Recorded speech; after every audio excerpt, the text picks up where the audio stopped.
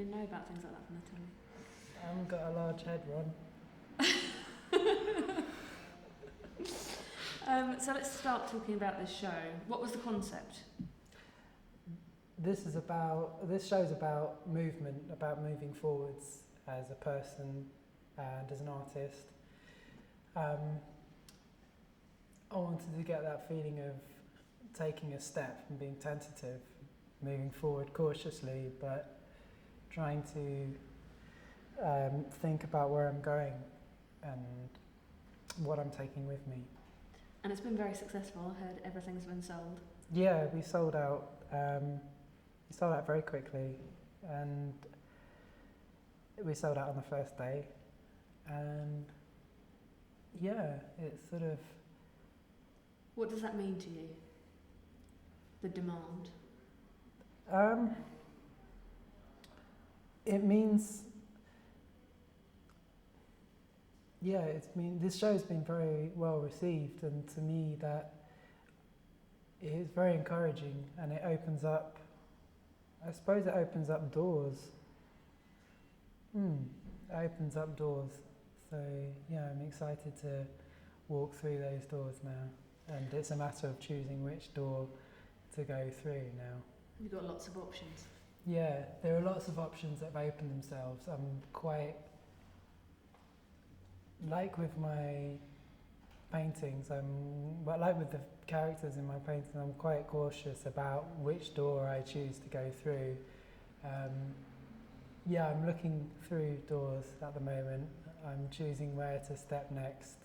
There's a lot of things being offered to me right now, and I need to choose very carefully where I go, because I understand that I've got to be very careful which door I step through now.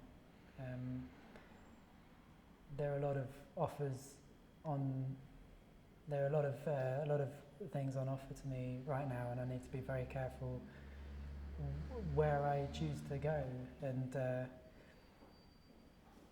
I'm trying to remain true to myself, and it's very. I feel tentative.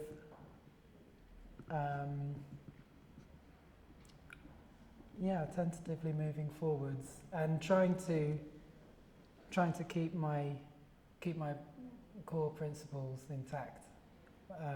There'll always be compromises, so I'm trying to. My next show is with Dulwich Picture Gallery, which is actually, I can't really say that because they're not actually sponsoring it. The next project is in Dulwich. I'm taking several pieces from the permanent collection of the Dulwich Picture Gallery, which there are artists like Rubens, Gainsborough, Raphael, Murillo, and I'm being coached by an art historian, and I'm interpreting these works and interpreting the story behind these works as well. So trying to be as historically and artistically correct and true to the original piece. And I'm putting them up as street art around Dulwich, which, as far as I know, that's the first time a permanent national art collection has been interpreted as street art. So I'm pretty excited about that.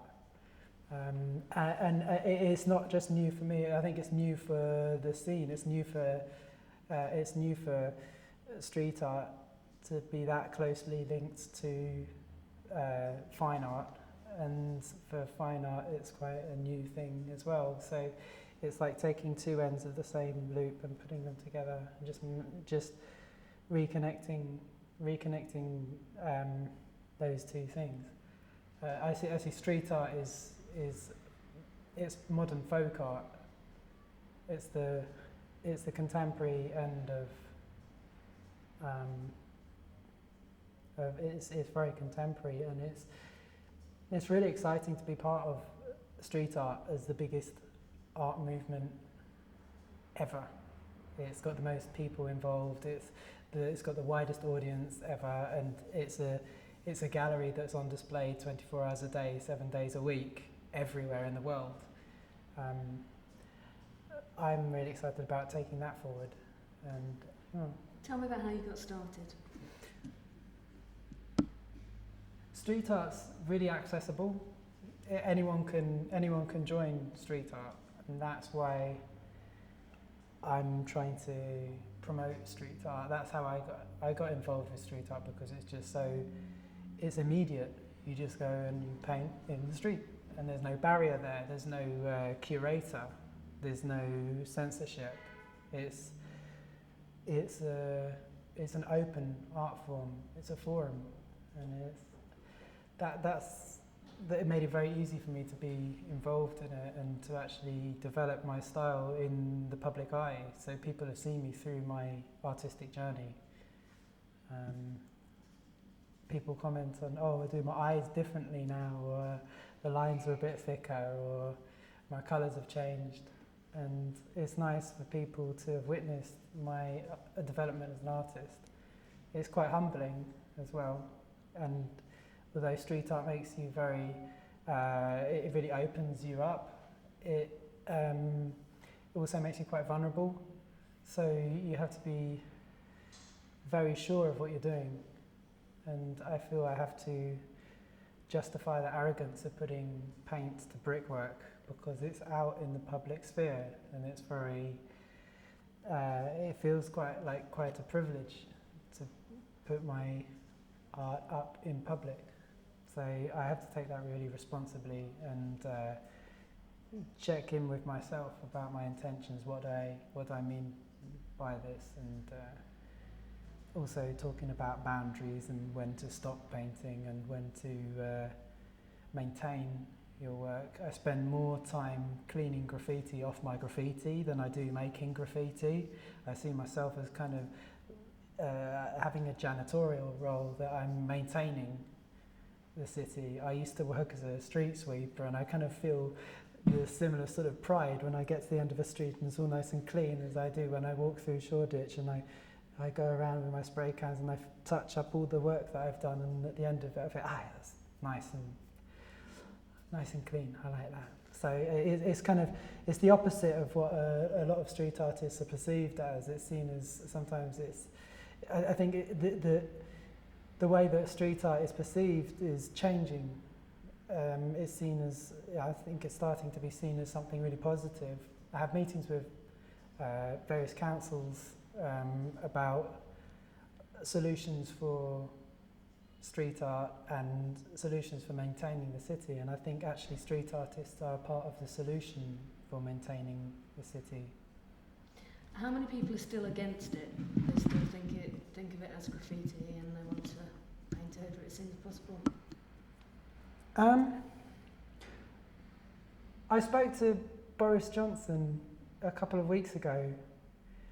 I asked him, this is going worldwide, isn't it? I should say the Mayor of London. No, just say your story, honestly. It's Okay.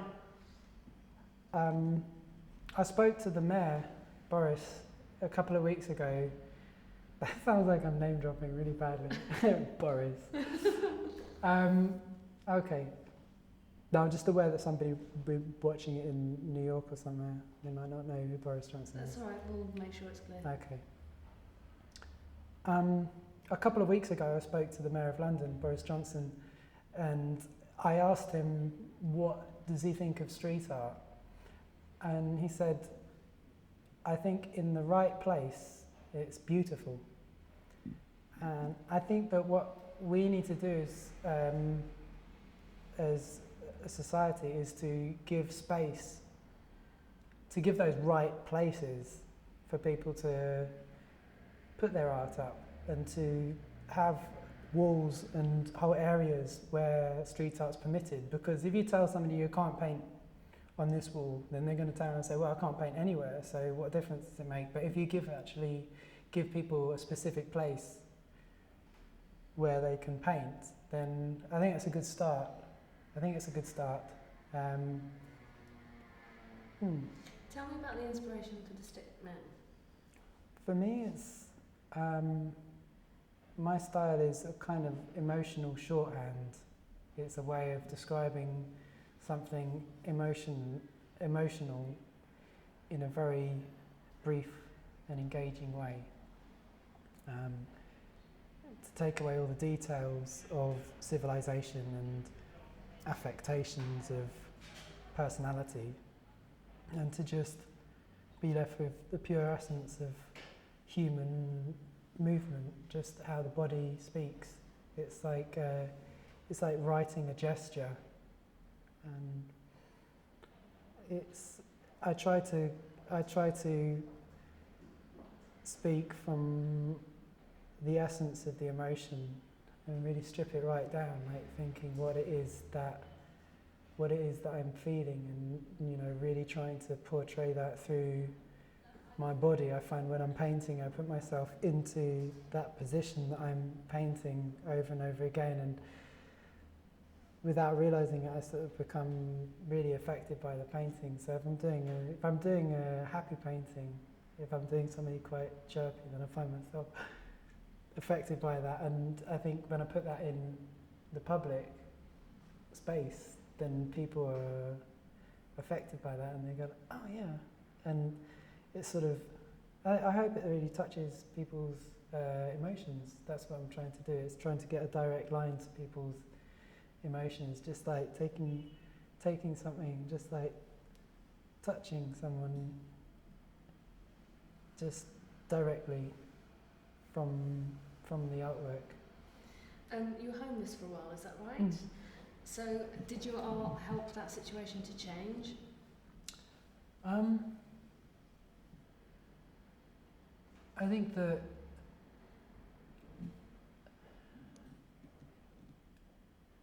the street art has opened up art to a lot of people, and people have not necessarily got the means to sustain a studio or to make their work commercially viable. And many great artists have been overlooked because their work's not been in a commercially viable state.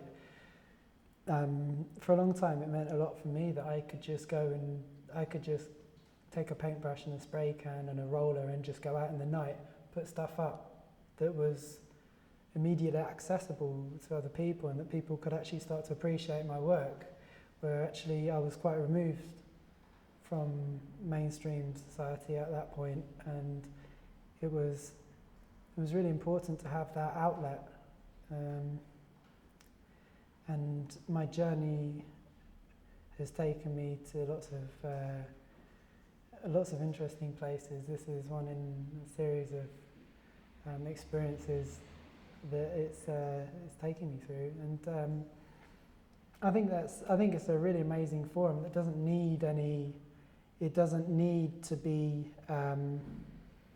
It's a very active scene, and it just needs the space to grow. I think a lot of people in quite disadvantaged situations have found street art is a place where they can actually grow. So a bit like therapy? It's... As a way of kind of expressing yourself? Yeah, it's very... I think street art's very... I think it's a two-way thing. That it's therapeutic in the sense that all art is therapeutic, and it's a way of expressing yourself that can only be therapeutic, and also the people who are viewing it, the people who are passing by, I think if it's done with the right intention, it can make people's day.